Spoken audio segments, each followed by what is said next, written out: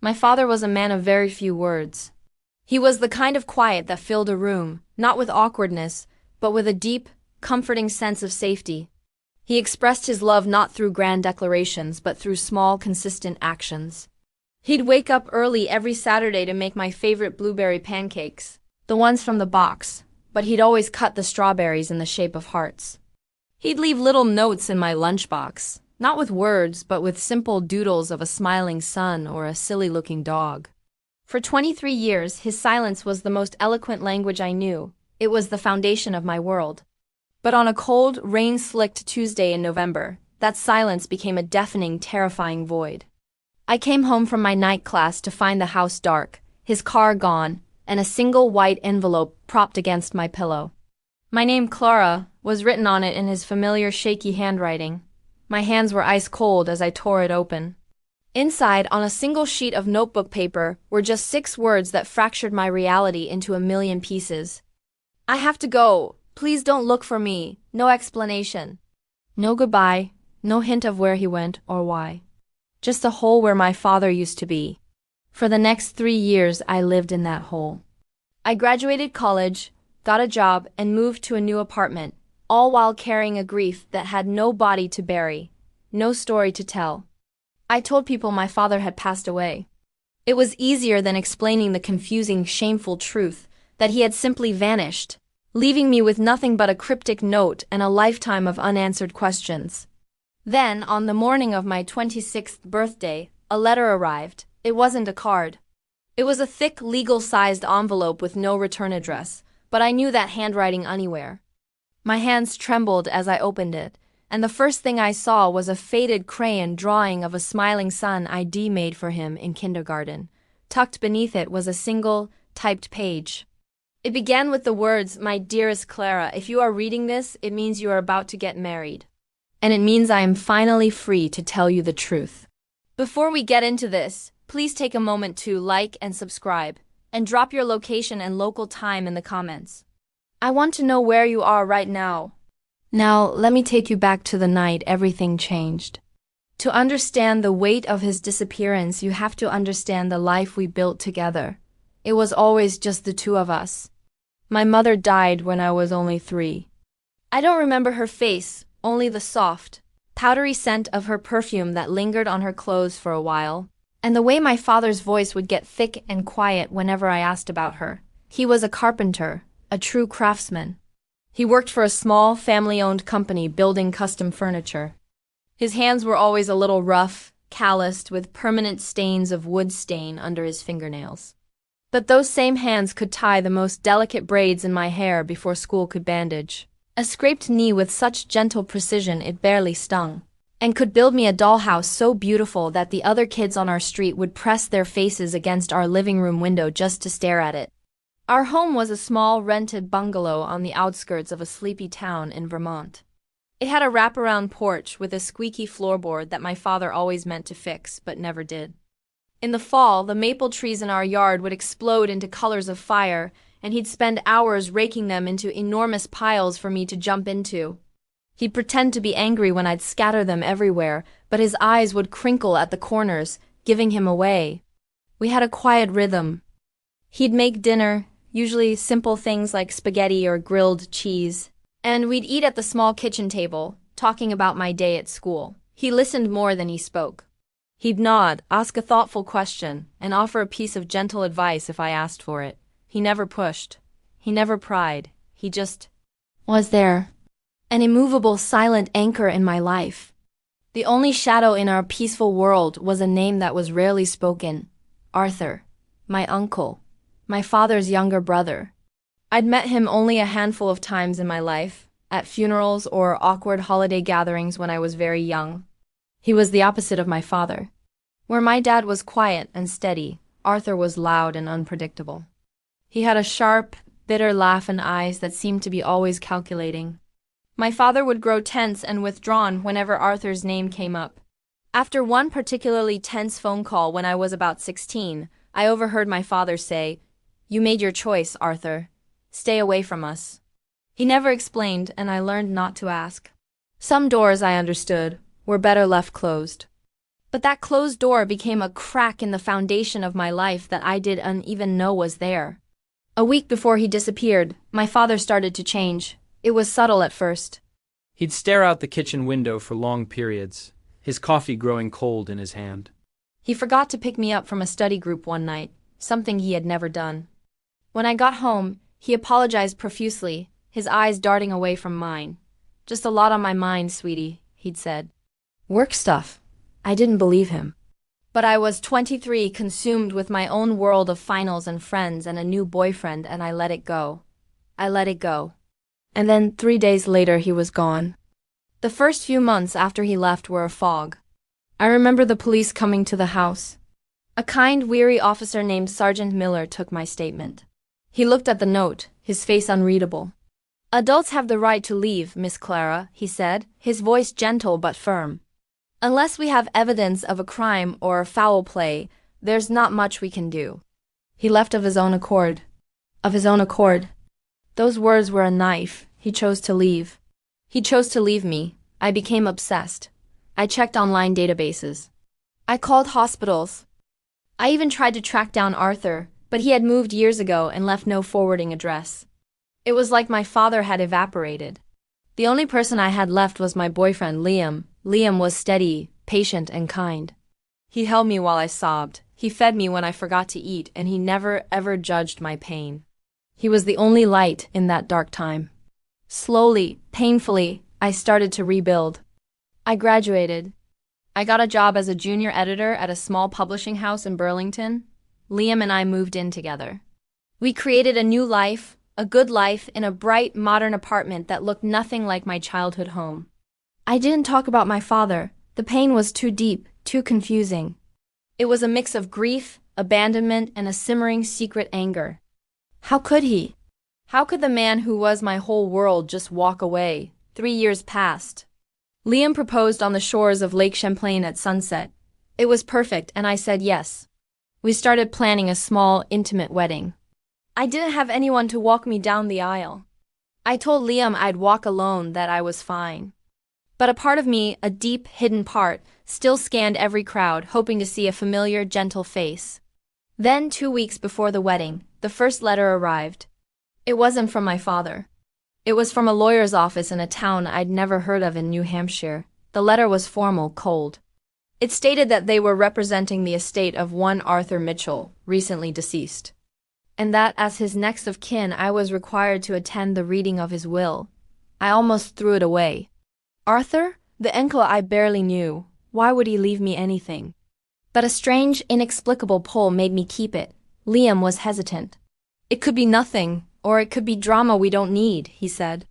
But I had to go. I had to see. The lawyer's office was in a dusty, old building. The lawyer, a Mr. Henderson, was a thin man with spectacles and a somber demeanor. He explained that Arthur had died alone, with no spouse or children. His estate was modest.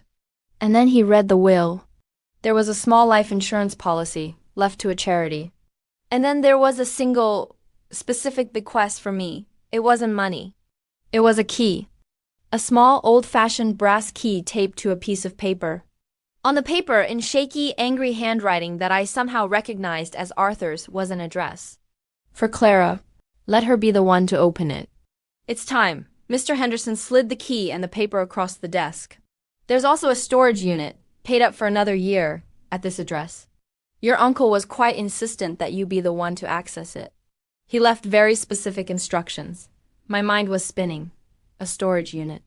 Why would my cruel, distant uncle leave me a key to a storage unit? It didn't make any sense. Liam drove us to the storage facility on the outskirts of town. It was a bleak place of gray metal doors and chain-link fences. We found the unit number. My hands were shaking so badly I could barely get the key in the lock. The door groaned as I lifted it. Inside it was dark and musty. Liam shone the flashlight from his phone. The unit was mostly empty. Just a few old boxes, and, in the center, draped in a dusty canvas tarp, a piece of furniture. I walked towards it, my heart hammering against my ribs. I grabbed the tarp and pulled it away. It was a hope chest. An old, beautifully carved wooden hope chest. My father's hope chest. The one he told me his own father had made for him. I hadn't seen it in years. I thought it had been lost or sold. I fell to my knees, my hands tracing the familiar grooves in the wood. Liam gently helped me lift the heavy lid. Inside it was filled with papers, old photographs, legal documents. And on top, a single thick envelope addressed to me in my father's handwriting. I opened it with trembling fingers. Inside was a long letter and beneath it a smaller yellowed envelope with my mother's name on it. I couldn't read it there. The air was too cold, my emotions too raw.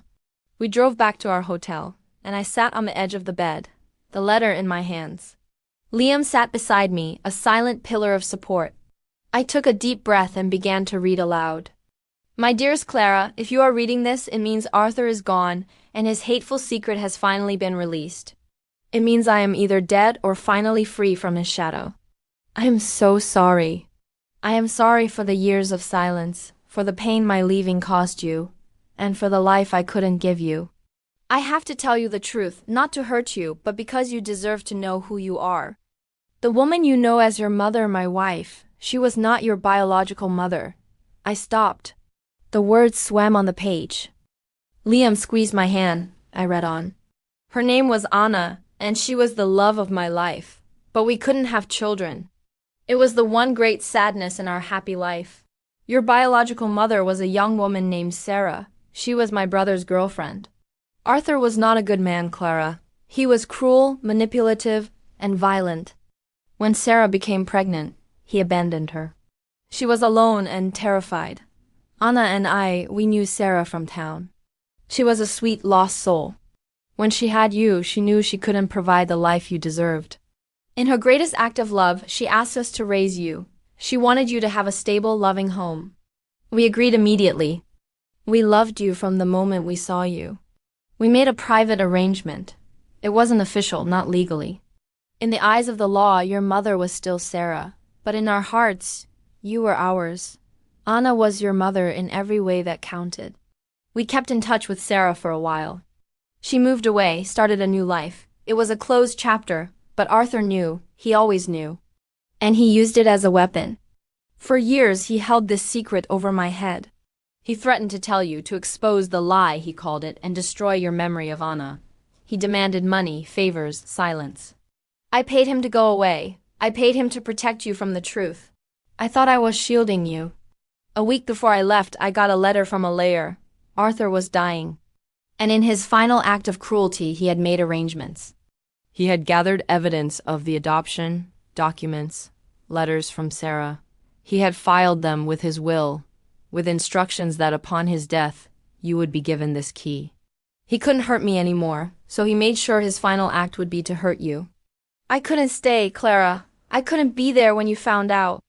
The shame of it, the lies, the years of paying off my own brother, it crushed me. I felt like a fraud. I felt like I had stolen you. I needed to disappear, to find out who I was without the secret crushing me. I needed to find Sarah. I found her, Clara. It took me a year, but I found her living in a small town in Oregon. She was older, peaceful. She had a family, a husband, other children. I told her who I was. We talked for hours. She cried when she saw your picture. She never stopped loving you, she said. But she knew she made the right choice. She asked me to give you this. I reached into the chest and pulled out the smaller yellowed envelope. It was addressed to me, in a feminine, flowing script I'd never seen before. I couldn't open it. Not yet. I went back to my father's letter. I stayed in Oregon. I got a job at a small lumber yard. I've been watching you from afar, Clara. I saw you graduate. I saw you with Liam. You are happy, strong, and beautiful. You are everything Anna and I hoped you would become. But I am still too much of a coward to face you. I am writing this because I do not know if I'll ever have the courage to say it in person. The truth is, you were never a lie. You were the best thing that ever happened to us. Anna didn't carry you in her womb, but she carried you in her heart every single day of your life until she died. I didn't give you life, but I gave you everything I had. We chose you above everything, even the truth. I am so sorry for the way I left. It was wrong, it was weak. But I am asking for your forgiveness, not for me but for yourself. Don't let my failures and Arthur's cruelty poison the beautiful life you've built. In the chest, there are letters. Anna wrote you letters throughout your childhood to be given to you when you were older. She knew, somehow, she knew the truth might come out. She wanted you to have her words. I love you, my daughter. More than you will ever know. Please, if you can, find it in your heart to understand. Dad, I was sobbing. Liam was crying too. We sat there for a long time, holding each other. Then I reached into the chest and found a bundle of letters tied with a faded pink ribbon, all in my mother's handwriting. I opened the one on top. It was dated on my 5th birthday. My sweet Clara, today you are 5. You insisted on a unicorn cake and Daddy and I did our best. It looks more like a horse with a horn, but you clapped your hands and said it was perfect. Your joy is perfect. You are perfect. Never doubt for a second that you were wished for, prayed for, and loved beyond measure from the moment you came into our lives. You are my daughter, in all the ways that count. Happy birthday, my love. Mama, I didn't sleep that night. I read every single letter. My mother's voice, which had been a faint echo of perfume, came roaring back to life. She wrote about my first steps, my first word, my tantrums, my triumphs. She wrote about her hopes for my future, the woman she hoped I'd become. In one, written when I was a teenager, she said, "One day you might face a hard truth, Clara. And when you do, I want you to remember this. Love is not defined by biology. It's defined by presence. By the small, everyday choices to be there. I chose you. Your father chose you." Every single day, the next morning I made a decision. My wedding was in 2 weeks. I wasn't going to walk down the aisle alone. I had Liam find the address of the lumber yard in Oregon from my father's letter. I wrote him a letter of my own. It was simple. It said, "Dad, I read Mama's letters. I read yours. I understand. Not everything, but enough. I'm not angry anymore. I'm just sad we lost so much time. I'm getting married on the 15th. It would mean the world to me if you were there. Not as the man who left, but as the father who raised me. I'm choosing you too. Love, Clara." I sent it to the general delivery address in the small Oregon town. I didn't know if he'd get it in time. I didn't even know if he was still there. The day of the wedding arrived. It was a small ceremony at a local art gallery, filled with fairy lights and our closest friends. I wore a simple ivory dress. I stood at the back of the room, my heart pounding, but not just from wedding jitters. I kept looking at the door. The music started. The guests rose. I took a deep breath, ready to walk alone. And then the door at the back of the gallery opened. My father stood there. He was thinner, grayer, dressed in a simple but clean suit that looked unfamiliar on him. His eyes were wet. He walked slowly towards to me, as if he was afraid I'd disappear. "Clara," he whispered, his voice cracking. "Dad," I said. And I walked into his arms. He walked me down the aisle.